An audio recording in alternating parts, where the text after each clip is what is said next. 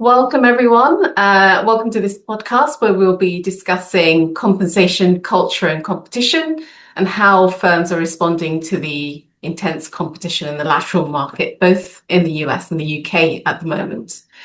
But for me, the real question is a really practical one. How are firms keeping the partners who really drive their business without damaging the partnership culture that they're trying to build amongst this very intense competition around compensation at the moment? And this question is becoming much more difficult because the lateral market is putting firms under real pressure. The compensation isn't just about reward, it's also kind of tied up with the strategy of the firm, its culture, and of course, increasingly the way it's governed. And the risk, of course, is in that the firms try to solve one retention issue or the ability to kind of retain and recruit people and end up creating a much bigger partnership issue, particularly if pay becomes far too kind of reactive to competition or too individualized or even too opaque. That's why the US and UK comparison here is quite useful. Markets are really these markets are really connected. What the US law firms are doing is clearly having a huge impact on the UK headquartered firms here in London around being able to retain and recruit high flying partners. But the economics and the legal framework and the partnership assumptions are not always the same on both sides of the pond. So I want us really to focus in this session on the practical question, not simply whether firms can afford to compete, but whether they can compete in a way that still supports their culture, their governance, and their partnership model. So I'm really delighted to be joined today by Lisa Smith and David Fisher. Lisa is a founding principal of Fairfax Associates, and she heads up its Washington office. Lisa spent more than 35 years advising leading law firms, both in the US and the UK and globally, on strategy, growth, mergers, and management and governance, partner compensation and structure, and financial performance. She brings exactly the right kind of US market perspective for this conversation, not just on what firms are paying, but on how compensation itself is being used as part of the wider strategy for growth. And my fellow partner at CM Murray, David Fisher, brings the UK perspective, particularly on the partnership, governance, and the legal protections that sit behind some of these decisions and the issues that determine whether compensation reform, lateral hiring, and retention strategies actually work in practice. And by way of brief introduction to myself, I'm Zulon Begum. I'm a partner at CM Murray as well. I advise law firms and professional services firms on partnership governance, partner exits, team moves, and strategic change.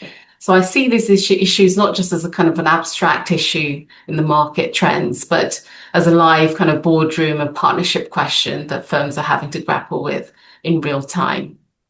So we would like this to be really practical, not just what firms are paying, but what are they trying to protect? What behaviors are they rewarding? And what are the unintended consequences around some of these issues? So I really want to start with the discussion with the obvious point. Of course, money matters, but the more interesting question is whether the compensation will still follow the strategy and whether in some firms it has started to drive some of those strategic decisions. And I want to come to you, Lisa, first, because I'm really interested to hear about your perspective, particularly advising in the US legal market and across the pond as well. What has really changed in the way firms are thinking about partner compensation in this market at the moment? Yeah, I think to put it maybe overly dramatically, almost everything. I think I think compensation for partners has become more of a pain point for firms and are having to, even firms that have had long-standing compensation systems with limited change, have had to revamp their compensation approaches. So I think we see this being very much a top of mind issue in firms in a way that it hasn't been in the past, and including some of the most profitable firms. And Zulon, as you point out, a lot of that is driven by the lateral movement. The lateral movement over the last just between 24 and 25 was up 20% in terms of partner moves within the MLaw 200, which are the 200 largest firms by revenue that are based in the US. And And I think that's really changed the game. And firms are having to respond to that. And firms that never lost laterals or lost partners before are losing partners, some, on a almost daily basis. And 2026 doesn't show any slowing of that lateral movement. So I think it's forced firms to think about it in a couple of ways. One is, how do they keep their partners and, more importantly, the clients sticky? And so I think that's something that firms are focusing on in terms of how to team on clients, so that a client can't just walk out the door with a single partner or even with a group. But that is, and then how do you also encourage collaboration generally, and pitching in teams and those kinds of things.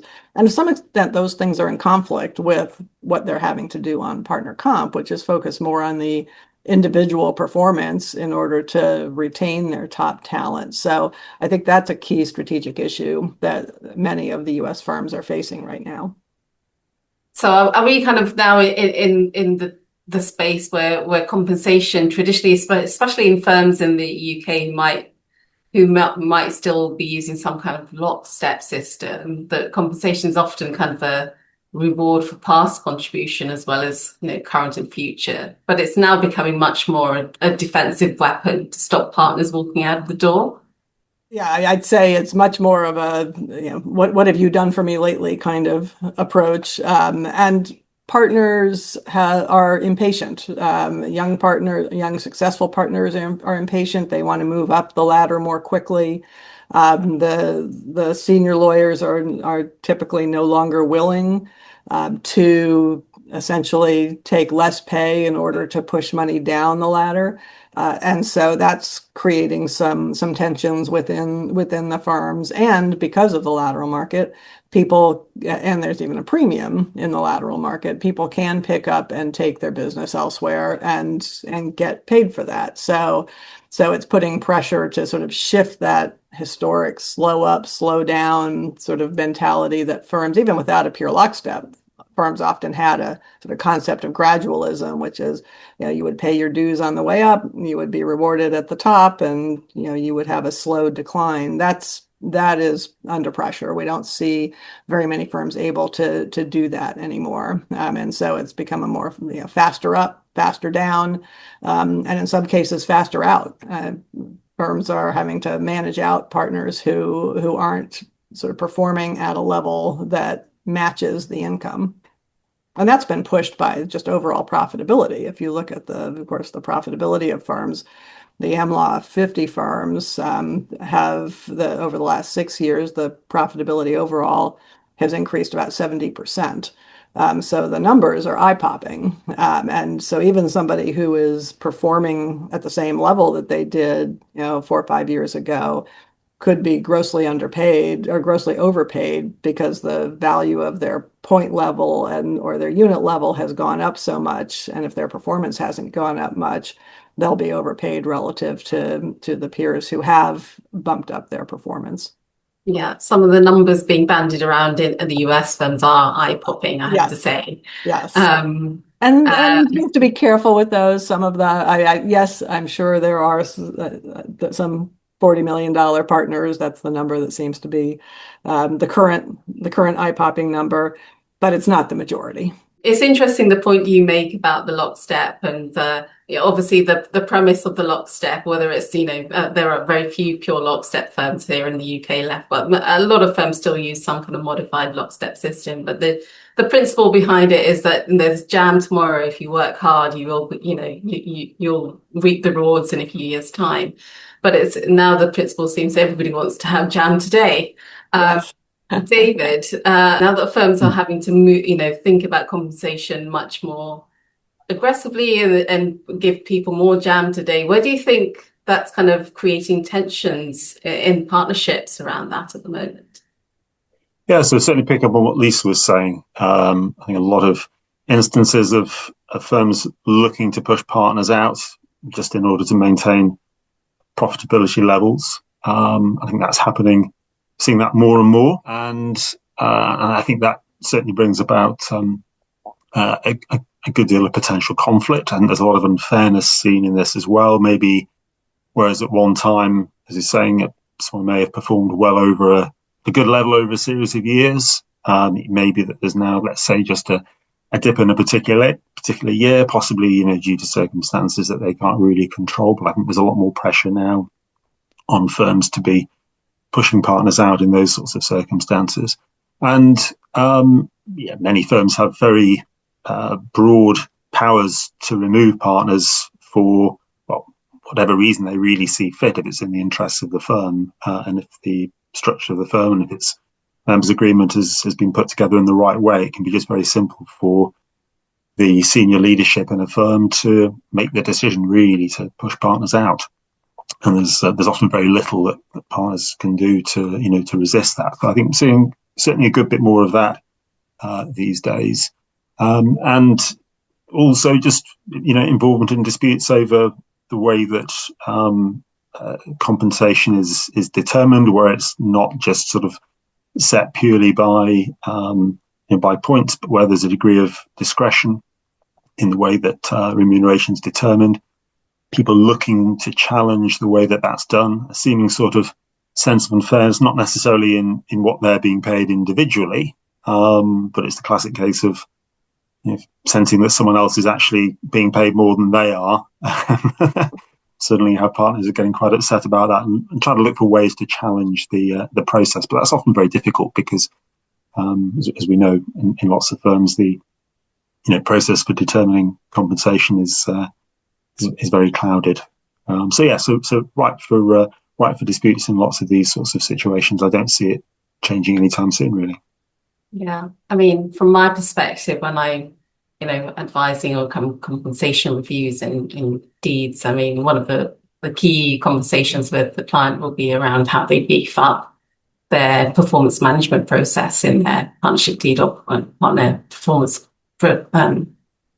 process policy, because that, as you say, David, you need to protect that profitability pool for the high performance, and you can't really in this kind of environment, you can't really kind of carry some of the underperformance that you might have carried historically, but you need to have the right tools within your constitutional armory in order to deal with that underperformance and ultimately, if needed, to de-equitize people or even exit them.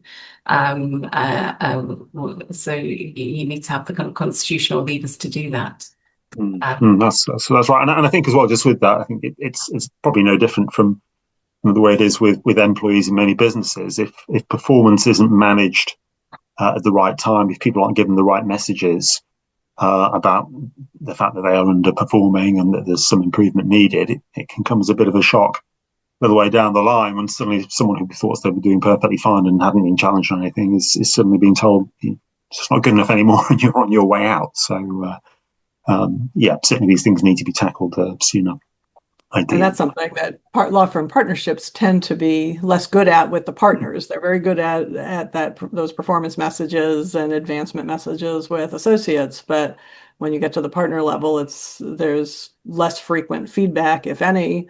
And partners are expected to be owners of the business as opposed to being employees that are getting those feedback messages. So that often is a surprise to partners that somehow they are underperforming. Absolutely. So let's have a think about how firms are actually adapting compensation systems in practice. So what are you seeing, Lisa, in the firms that you're advising? Are we seeing higher? I mean, we hear of these, huge numbers of guaranteed amounts being offered by US firms to lure people over. Is that still a thing? Are there guaranteed payments? And I myself am seeing, especially for the UK firms who are trying to adapt compensation systems to react to especially the US firms luring their people, is kind of moving more to less profit away from the lockstep and more into a discretionary performance pool that gives them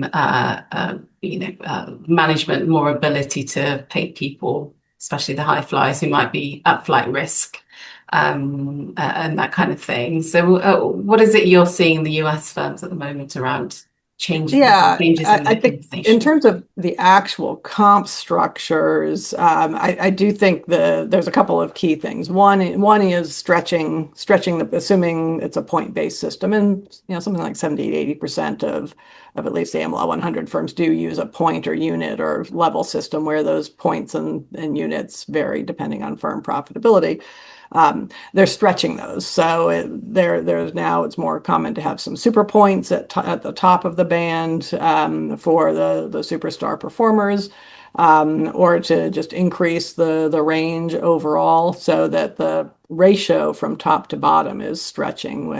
It's not uncommon to see 15-1 ratios from the top to the bottom of the compensation range just within the equity partnership. The other is, as you point out, is the bonus. So bonus pools are getting larger.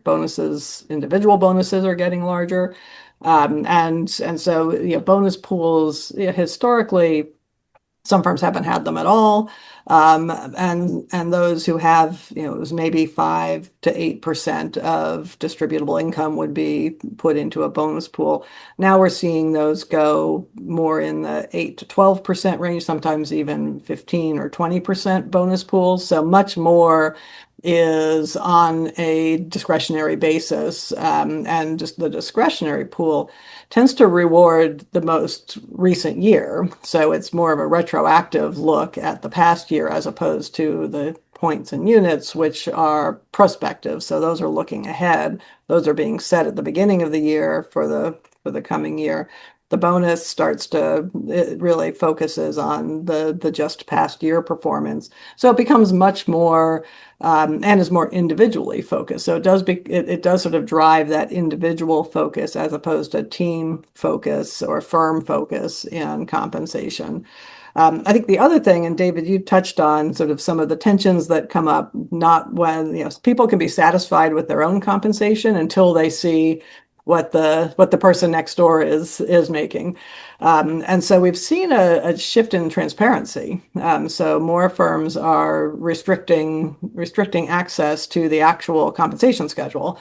And either it's completely closed or it's closed in that it's not pushed out to the partners, but they have to request it, or maybe even have to go to managing partner's office in order to just look at the schedule, and can't take it away, and so they can't do their kind of back of the envelope analysis of why they were paid what they were paid and somebody else was paid differently. And so I think that's been a direct response not only to that sort of relativity piece, but I think also to some of the packages that are being offered to laterals, and having less visibility into those. So those are a couple of the big changes that we're seeing. That's really interesting. And I mean, in addition to the kind of tweaking the compensation system, what exactly are firms rewarding in terms of what are expectations of partners? Is it origination, or is it, focused around Yeah, growing relationships, or the way the team, AI has become a big thing. Is it kind of the way you deliver the work to the clients? Are any of those having an influence on what they're expecting of partners and how they're remunerated? It's definitely become more metric driven. So more focus on the numbers, not in a formulaic way, but certainly when we do sort of the regression analysis on metrics versus compensation, we see very strong relationships between particularly origination, but with some of the other metrics as well. And firms are expanding the credits that they measure. And part of that is a response to trying to balance origination versus some of the other contributions that partners make to building relationships, particularly for large client relationships. There are people that are focused on the client service, on the proliferation of new matters. And so sort of measuring all of those things becomes important. Now, of course, partners have to believe that those metrics will, in fact, influence compensation in order to take them seriously. And origination is still a primary driver. But we do see firms looking at a broader set of inputs as they become more metric focused, and still looking at the qualitative factors. But the qualitative factors have become a little bit more, as one firm recently described it, it could stop you from going down, but it's probably not going to help you move up the ladder very much. I mean, there's always that perennial question around origination, isn't there? Is it, you still see some firms giving origination credit to somebody who might have introduced a client 20 years ago, but has had little to do with them in that intervening period, but still enjoying that credit. Are firms kind of being much more focused around that as to how they Yes. reward people on an origination? Well, I think they're being more focused about how they look at the credits and adjust those credits. So that sort of, the 20-year ago example is what we would sort of refer to as a first touch. The first person who brought it in will keep the origination credit forever. Most firms have moved away from that, often because they're doing origination at the matter level. So a new matter comes in and you look at who brought that matter to the firm. And even at the client level, it will shift over time. So if the relationship has shifted to a different partner or set of partners, then the origination credit will shift. And I think the other thing that is a change is the sharing of credits. So we see much more sharing of credits where to reward the team who is responsible and recognizing that, again, particularly for large relationships, it's more likely a team that is responsible for bringing in and maintaining and expanding a client as opposed to just an individual partner. And that brings its own challenges in terms of having to have some guidelines and guardrails around how that origination sharing is going to work.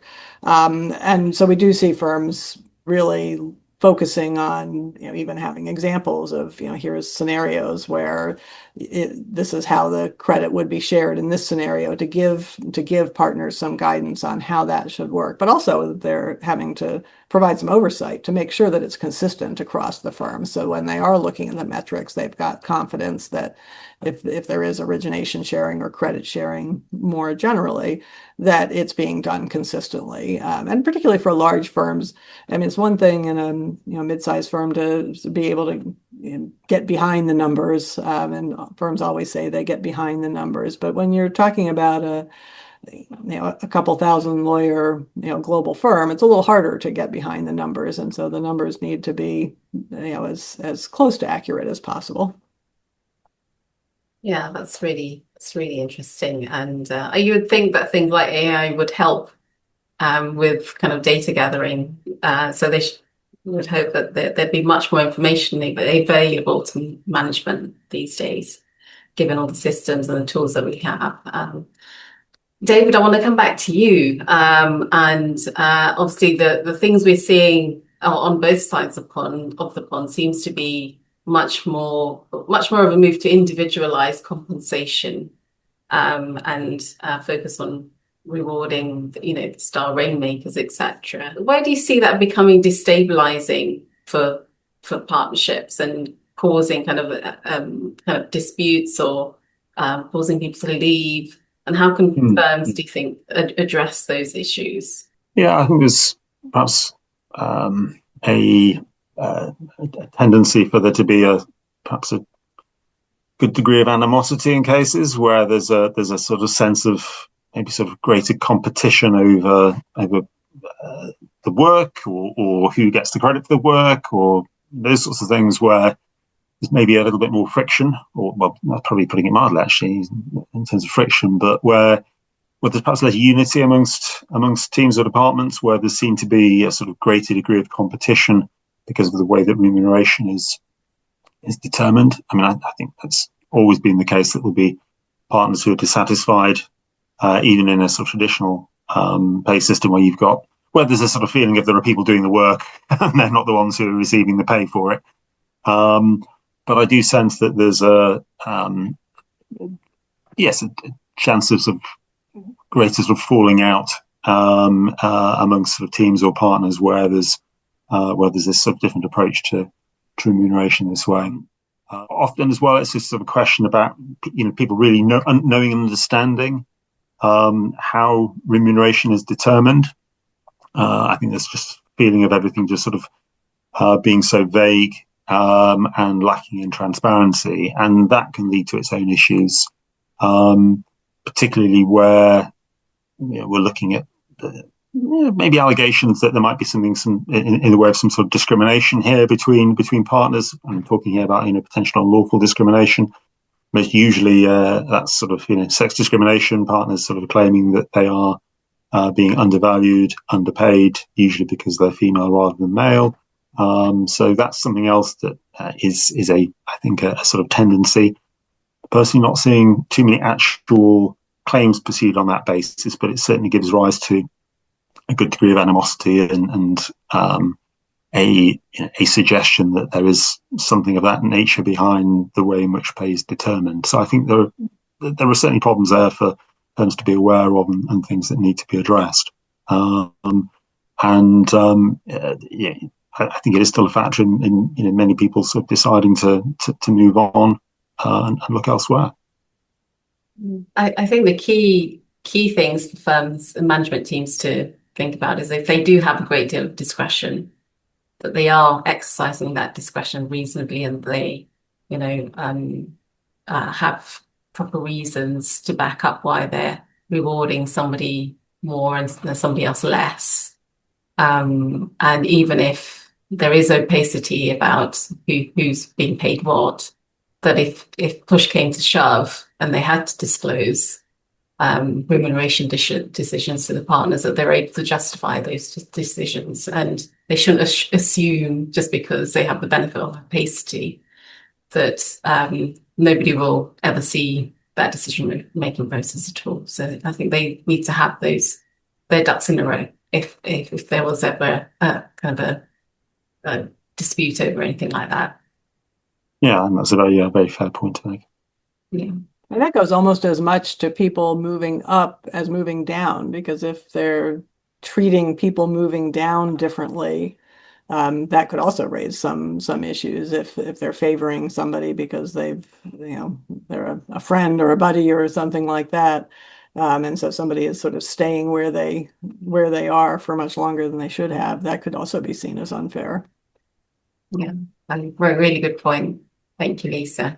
And I want to kind of come on to the other kind of key tensions and the impact that all of this is kind of driving on, particularly on kind of culture. And there is, every single law firm that I ever come across or advise, that one of their kind of key values will be we collaborate. We're very collaborative. But then is that, if you kind of scratch beneath the surface and you think about their kind of compensation system and what behaviors they're effectively rewarding, you have to ask yourself whether that is the case, and is that really part of their culture? So I guess the question here, and I'll come back to you again, Lisa, as to whether can the compensation system, the changes that we're discussing at the moment that's going in the market, are they undermining things like culture and collaboration? Is that something that firms can still tout as being one of their values if based on the kind of compensation systems changes that they're making? Yeah, and I think one of the interesting things is that sometimes firms use culture or use collaboration and collegiality interchangeably, and they're not the same thing. So we see firms that are very collegial, partners can be very friendly with each other, but that doesn't actually mean they're working together on matters. So, which is really the collaboration side. And so I think there is sometimes some, collegial firms sometimes don't want to make the tough decisions, and they aren't pushing their partners. Collaborative firms really are focused on how do we work together to expand relationships, to grow the firm, to create new opportunities. And so I think that's an interesting difference in terms of, first, I think firms needing to recognize where they are on that spectrum of collegiality to collaboration. And culture is a funny one because it means different things to different firms. And does it mean excellence? Does it mean autonomy? And some partners really value that they have the autonomy to do what they want, make their decisions, decide what work level they want. And whereas others, are more focused on the culture being that of a hardworking, excellent firm. So there's culture really is a not ill-defined term, but it's a term that means a lot of different things to different firms. So I think in terms of how to encourage collaboration and use culture to do that, one of it is going back to sort of adding the different metrics is recognizing the different roles that partners play. That origination is bringing the client in the door as part of it, but expanding the relationship and providing excellent service and all the other things that need to happen in order to keep the client and expand the relationship, maybe different skill sets and maybe different people. So recognizing that a firm does require people with different skill sets and that those need to be rewarded. So it's not just the origination piece that matters. And I think some firms do that quite well, and really do look at the different roles that partners are playing on a matter and do focus on the teams, and ultimately recognize that expanding the work with existing clients is generally one of the easiest ways to drive revenue as opposed to going out and chasing new work. And so that there's high value in doing that and that that value should be rewarded. I think the issue for firms is that they will often say they want kind of one firm behavior and collaboration and all of that, but the remuneration system is kind of actually paying for solo player behaviors. And there's a fundamental kind of misalignment between what they want to achieve in terms of culture versus what they're actually rewarding their partners for in terms of behavior.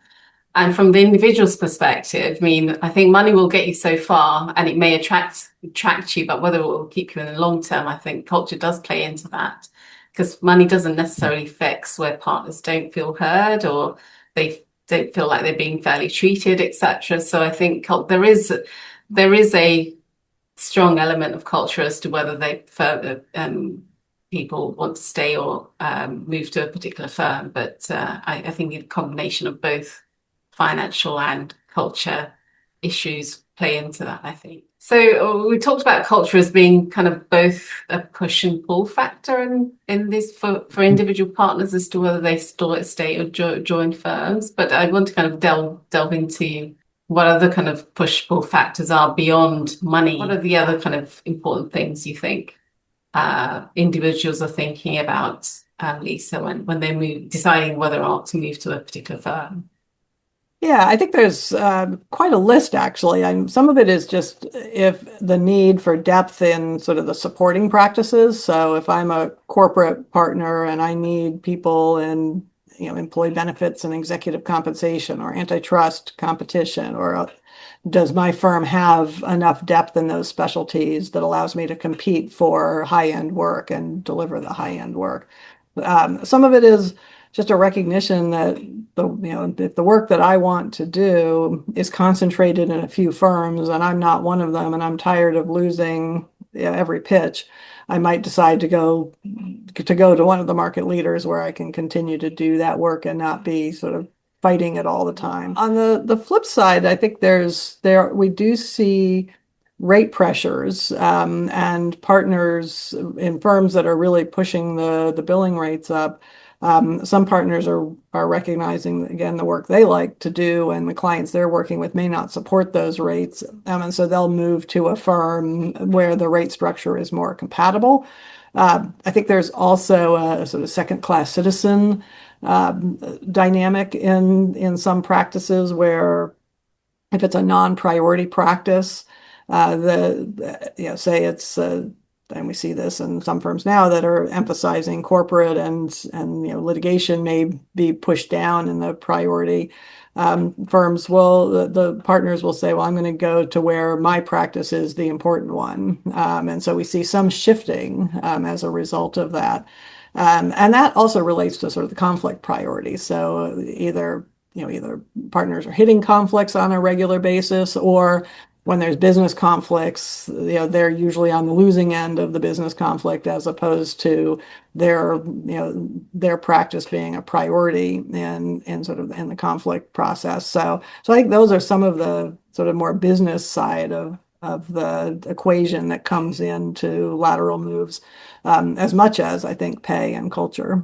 I mean, that point you make about practice priority is a really good one in that we see huge growth in boutiques actually in London and in the UK, precisely because in the US as well. Yeah. So especially on the litigation, boutiques have been incredibly successful, and partners from the full service firms have gone on to establish or join very strong litigation boutiques or other kind of boutique areas.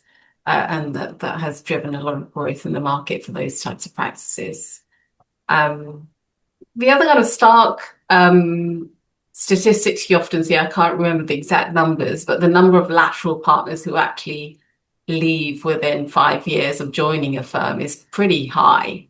And I assume it's because of it may be because of, they get a better financial offer, but it's probably also down to the expectations around their platform support or whatever it is, isn't met in the firm that they join, or the integration process hasn't really been very successful. And I do think there's an issue for the firms who are, especially if they're hiring a huge number of laterals, they're not, they may be doing a lot of work in recruiting those people, but they're not doing the necessary legwork to ensure that those laterals are properly integrated. Often the pressure is all on the lateral themselves, isn't it? So they have their KPIs they need to meet by year 1 and year 2 and year 3. But actually, in order to do that, they need the support of their, the people in their team or the other partners around them. And often those partners don't have KPIs around supporting laterals integrate. David, where do you see the kind of difficulties that can arise out of those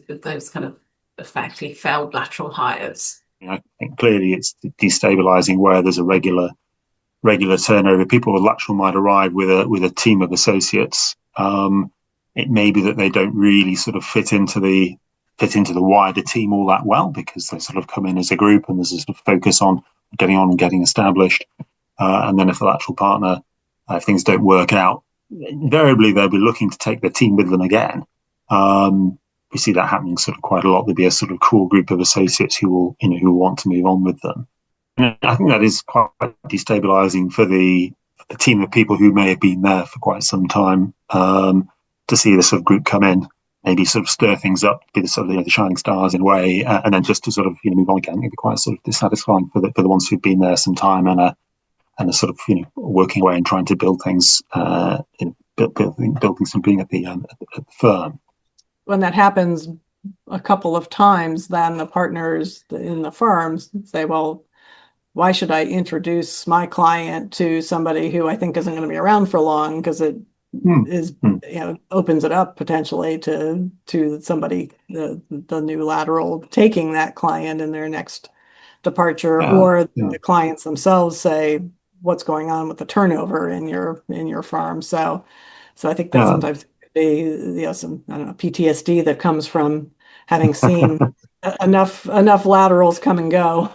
Yes, and I think as well. I mean, I think it can perhaps sort of lead to sort of teams being in silos a bit more as well, as I say, in that there's a tendency perhaps for other partners not to want to sort of start getting associates involved in it if they sort of see, well, hang on a minute, these associates are quite closely aligned with this other partner. What's going to happen to them in the future? Will they stay or will they go if this partner moves on again? And so I think it can lead to a lack of cohesion in an existing team. Sometimes those groups are always thinking about what's their next exit strategy. You do get people popping up every 2-3 years at different firms, don't you? That's but I would go back to actually the guarantee period ends. I would go back to actually what having a very clear lateral hiring strategy in the first place. And I don't think that can be in isolation at the management board level. You need to bring in your practice area leads and partners within the particular teams and actually ask them to take ownership of any lateral hire, so that they're involved in that process in the first place and they take ownership of integrating that lateral, so it becomes again as I said earlier, a two-way street between, the firm and the partners in the firm helping lateral to integrate, as well as the lateral hire delivering on their promises. Which then depends on the firms being realistic about what the laterals are going to deliver in the first place, because often they overpromise on the way in, and then are almost guaranteed to underdeliver, which can be frustrating. And then it goes back to the due diligence the firm does on that individual as well when they're hiring. So going beyond what we've discussed at the moment, so what are the kind of UK firm responses? I want to talk a bit about how the UK firms have responded to the competition for laterals in terms of kind of their pay and their governance systems and the protections that they're implementing to protect in a defensive measure against their people being poached.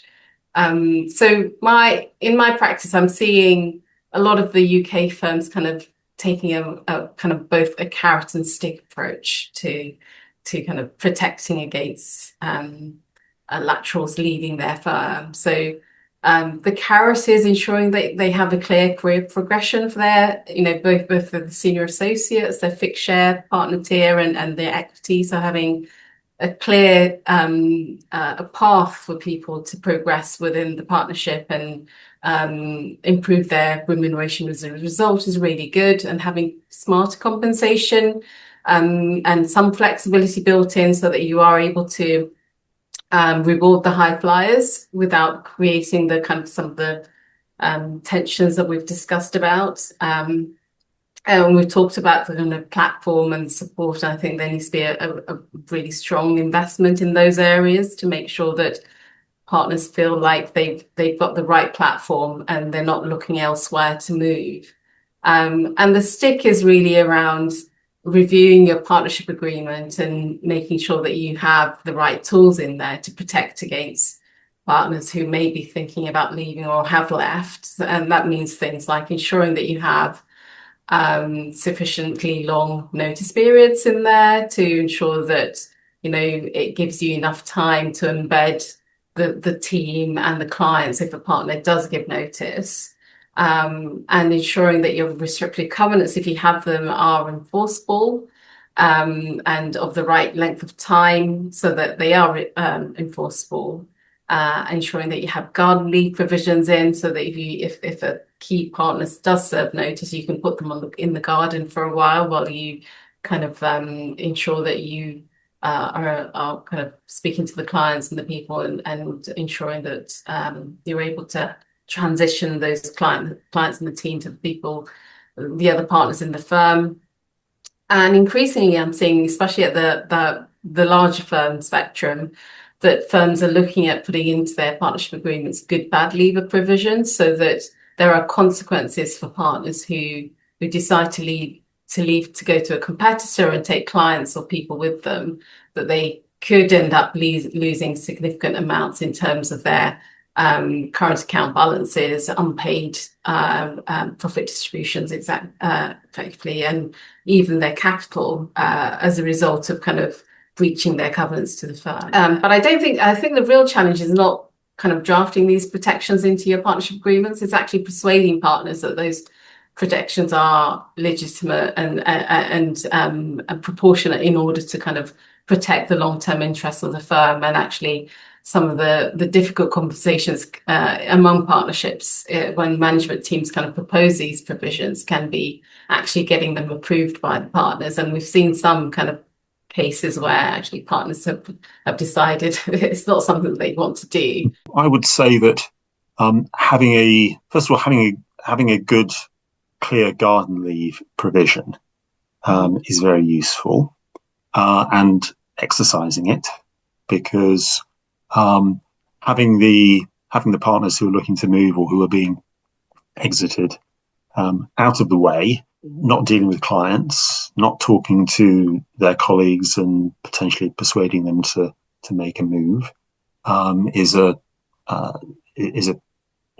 better position for a firm to be in than sort of trying to draw things up after the event.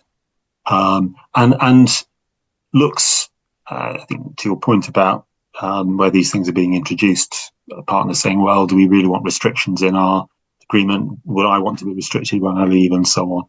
Garden leave seems less of an onerous type of restriction, but it is a very powerful one. Also, I think having the express ability to require partners to provide information to the firm, to answer questions, so that if the firm has suspicions about some sort of misconduct, where someone is talking to their clients about moving with them when they shouldn't be, or talking to associates or the partners and so on, the partner is actually under an express duty to provide that information.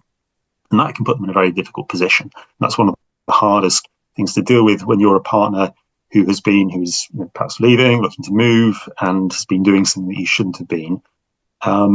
Because if you're given a direct question that you really can't comfortably answer, it can make things very awkward for them, and they then have to start dancing around the question or provide information that they clearly don't want to have to provide, which can be quite useful to the firm. So having that type of provision in there is very powerful.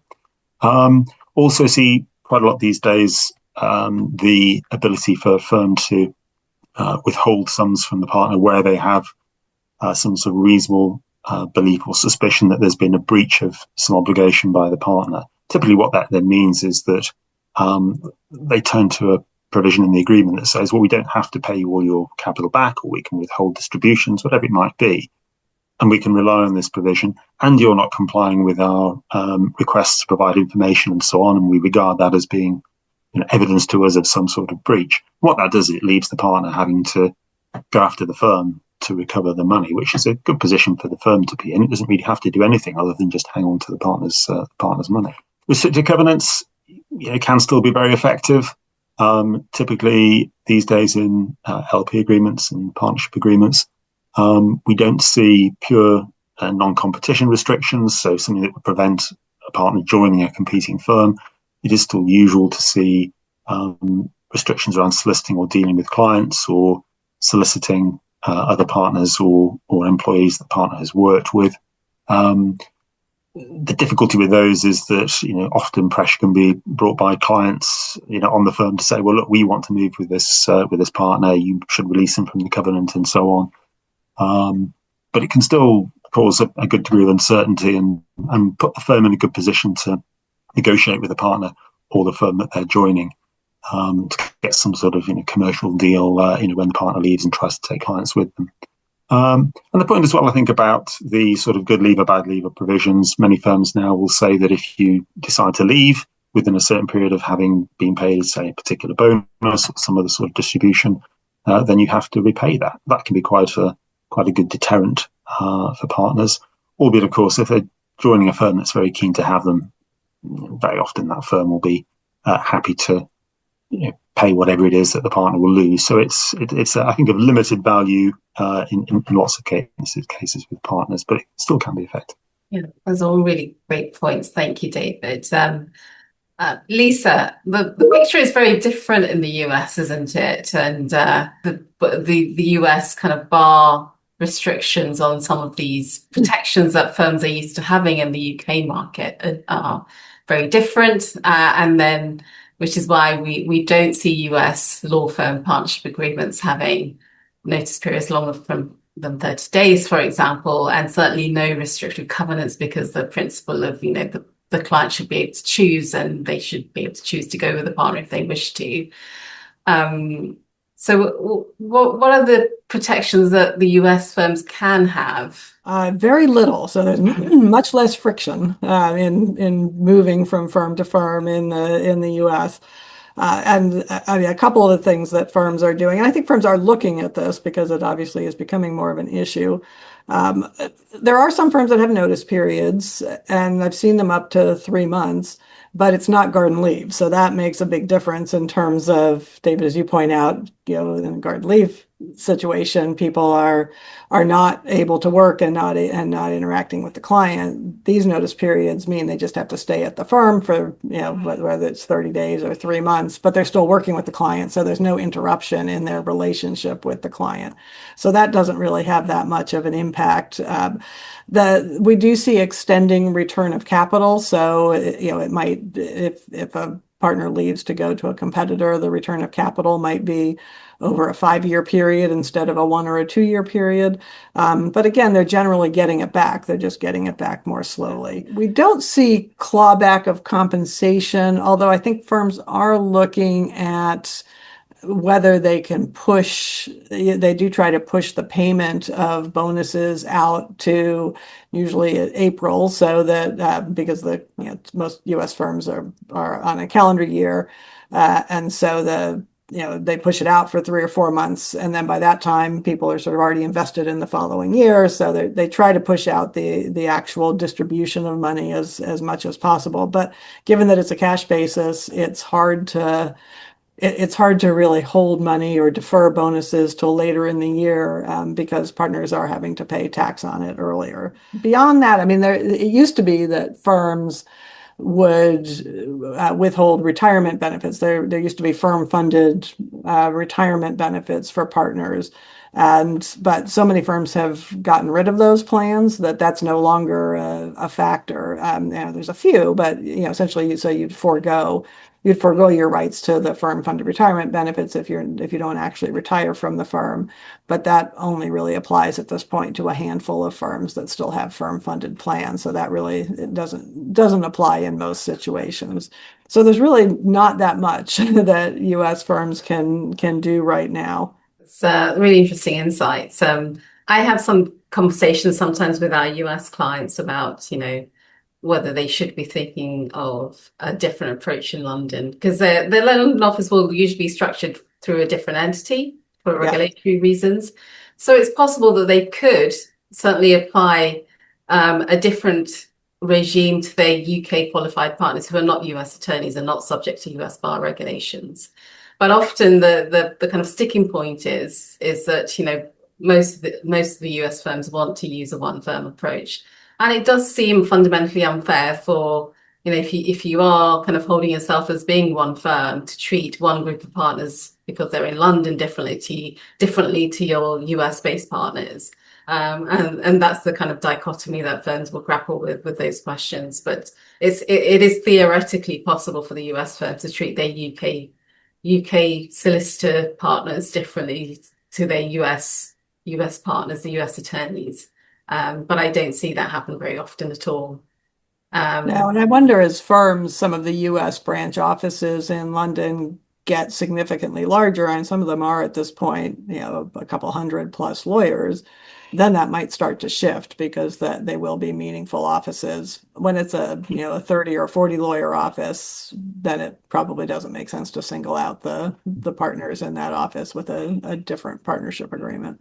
Great. Well, I'd like to close here. This has been a really fantastic, interesting conversation. Thank you both so much for sharing all of your insights, especially Lisa. It's been really interesting to hear about what's going on in the US market. Certainly the UK law firms are always watching what the US law firms are doing and how that's going to affect us in London. So it's been really fantastic to hear that from you. But I wanted to kind of pull back as a kind of final closing question to the kind of strategic question for firms.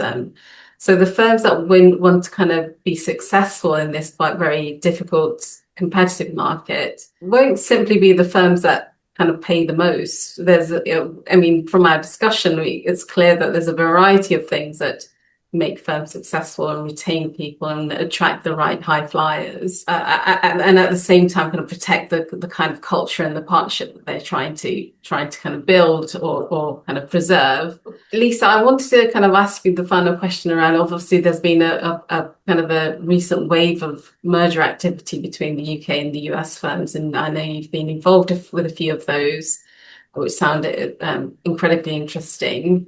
But how do you think that's kind of affecting remuneration and lateral movement and partner expectations at the moment? Yeah, and I think some of it depends on whether it's the firm is weighted more to the UK, Europe versus the US, and we've seen mergers on both sides of that equation.